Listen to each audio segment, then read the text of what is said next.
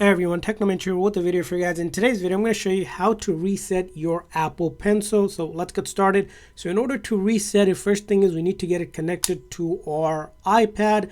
Once it's connected, it's going to show up like this, and this is how we can reset it. And the reason why we need to reset it is because maybe it's not working, maybe it's not charging, maybe it's disconnecting, whatever the case is. You will follow these steps. First thing, you go into settings.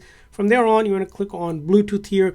And if you see your Apple Pencil is connected, we need to go ahead and click on that circular icon for information. And then there's an option to forget this device. So we want to go ahead and click on forget Apple Pencil, and it will be removed from it. And now we have basically reset our Apple Pencil, and we can reconnect it again. Now, another thing you might also want to check out in order to make sure this is working again is Reconnected. Once you're connected, you go into your settings, and then it's going to show up, and then you click on it and it should connect again. And now we have reset our Apple Pencil.